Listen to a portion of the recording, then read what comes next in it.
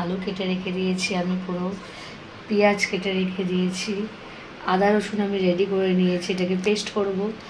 আর এখানে আছে দেশি মুরগি, যে তেল দিচ্ছি। দেখো একটু চিনি দিয়ে দিলাম কড়াতে, দেবো।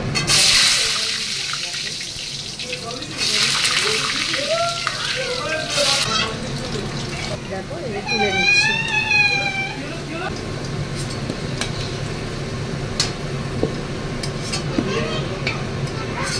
দুটো শুকনো লঙ্কা, একটু তেজপাতা ছেড়ে দিলাম।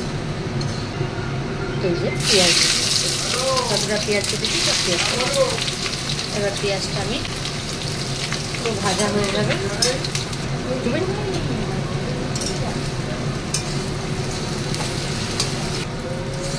এই যে দেখো, এবার আমি চিকেনটার মধ্যে দেবো। এই যে দেশি মুরগি খাবো আজকে আমি, আমার ভীষণ পছন্দের জিনিস এটা।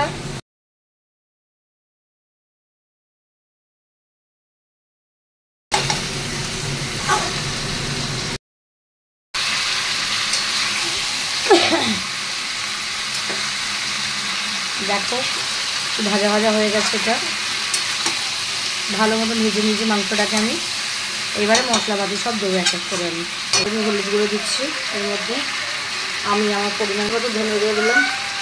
দেখো ধনের গুঁড়ো দিয়ে এবার নাড়াচাড়া করছি।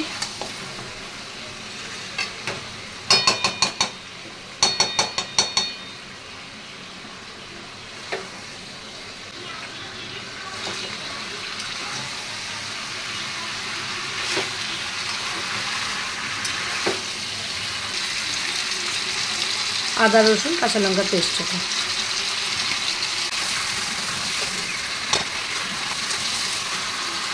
এই যেটা দিয়ে জলটা দিয়ে দিলাম।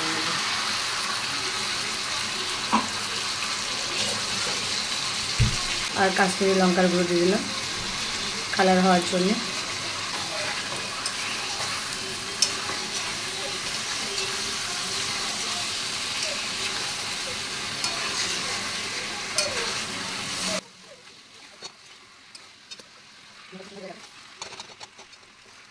আমি আমার স্বাদ অনুযায়ী নুন দিয়ে দিলাম।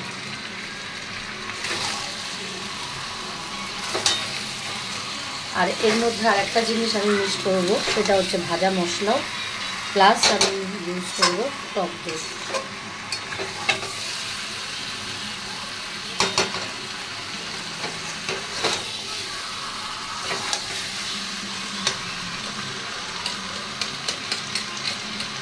টক দইটা ফাটিয়ে নিয়েছি, টক দইটা আমি ফাটিয়ে নিয়েছি পুরো।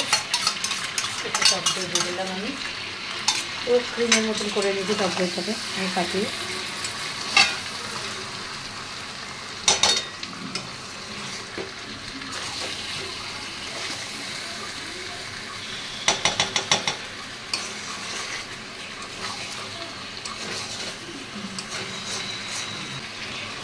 এটা আমি আলুগুলো অ্যাড করে দিচ্ছি, আলুগুলো তো আমার সেদ্ধ করার ইয়ে আছে।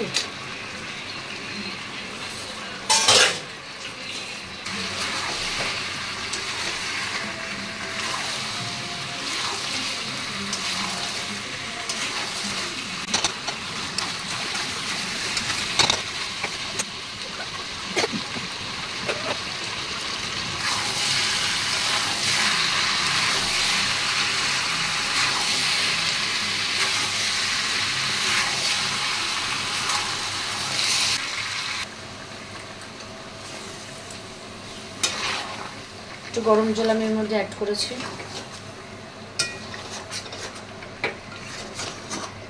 মাংসটা যতক্ষণ না আমার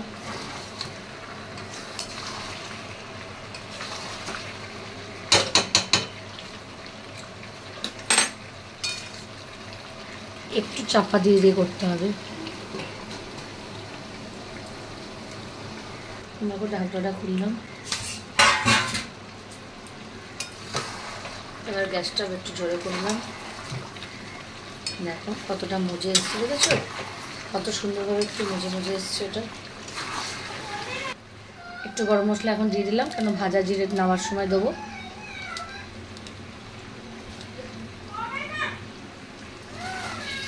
পুরো মাংসটা কষে গেছে, দেখেছো? পুরো মাংসটা একদম কষে গেছে।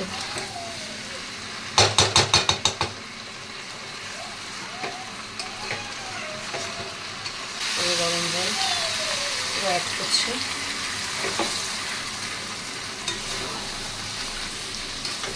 দেখো পুরো তেল ছেড়ে গেছে। এটা দিয়ে নামানোর সময় ভাজা মশলা করে রেখে দিয়েছি, ভাজা মশলাটা ছড়িয়ে দেবো, ব্যাস আমার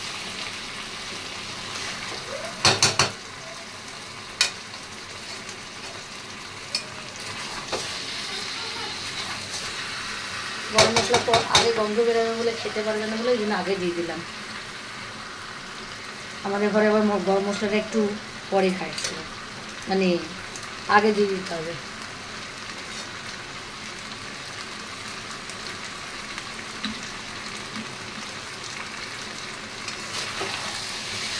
এবার গরম জল অ্যাড করে দিচ্ছি আমি এর মধ্যে।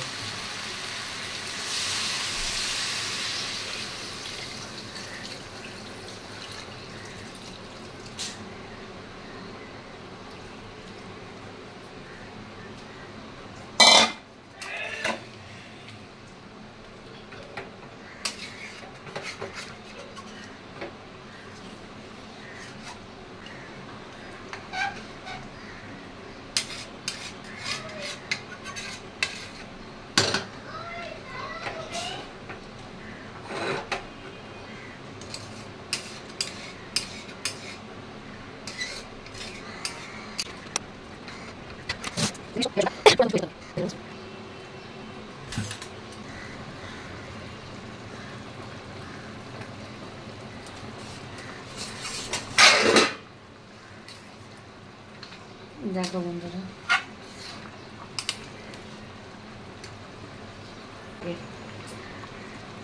আর একটু ফুটে যাক, তারপর এটাকে আমি